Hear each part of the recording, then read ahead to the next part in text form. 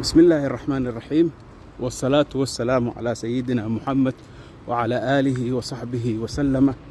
أما بعد، السلام عليكم ورحمة الله وبركاته. waxyaabaha ugu badan ee dadka isoo weydiiyaan waxaa ka mid ah dhowr su'aalood oo soo laalaabto.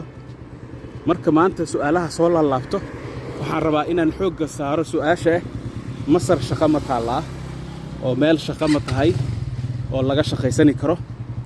dadka su'aalahaas ay isoo weydiiyaan, marka su'aashaas ayadoo tifatiran maanta aan rabaa inaan idinla wadaago. sida aan la soconno, adduunka meel aysan shaqo oolin ma jirto. Soomaaliya shaqo way taallaa. ragga ugu taajirsan Soomaaliya waxay u badan yihiin rag aan weligood qurbaha imaanin, lacagtoodana waxay ka sameeyeen dalka gudihiisa.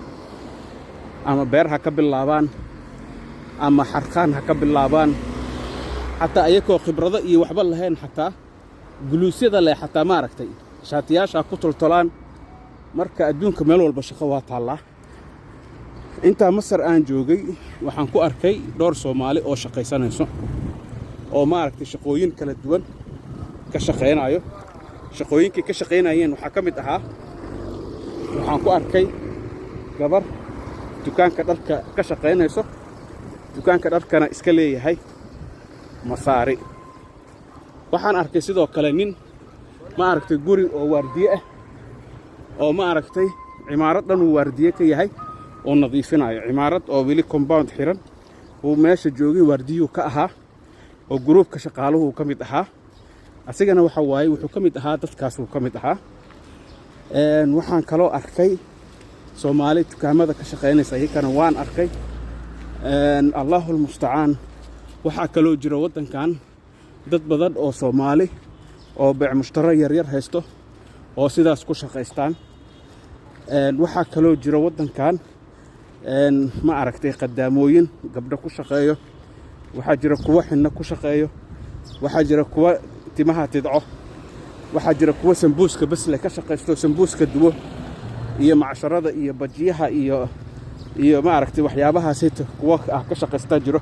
marka adduunka meel aysan shaqo oolin ma jirto. intaasi waa intaas. laakiin guud ahaan markii laga hadlayo waddankan Masar, shaqaalaha meequu qaataa mudan in la isweydiiyo. guud ahaan waddankan mushaarada ay dadka qaataan aad iyo aad u yar yahay oo maaragtay mushaaro aad iyo aad u badan ma aha. marka waxaa laga yaabaa inuu maaragtay qof dhan oo 12 saac shaqeynayo in uu qaato maalintii oo dhan lacag dhan 5,000 oo lacagta Masar ah, taasoo u dhiganto $100. wuxuuna shaqeeyey 12 saac oo isku xigto.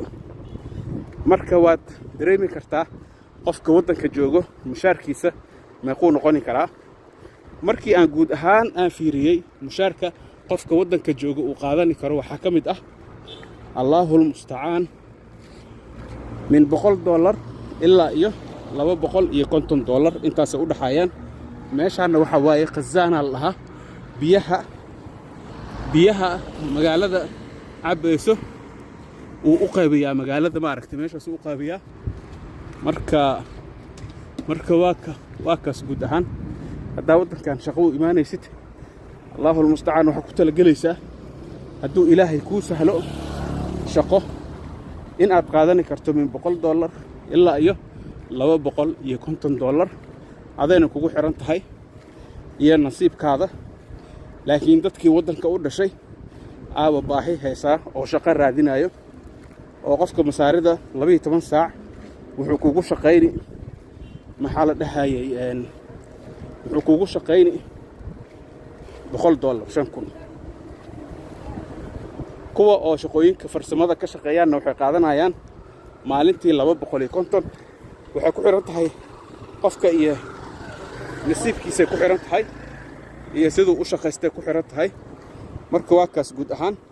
meeshaan fuulaa lagu iibiyaa iyo tacmiyo. meesha jidkana waxaa maraayo rag oo qashinka aruuriyo. Allah yastur calayhi insha Allah. oo maaragtay ilaahay wax raadsanayo marka waa kaas intaas ugu baxaya. والسلام عليكم ورحمة الله وبركاته.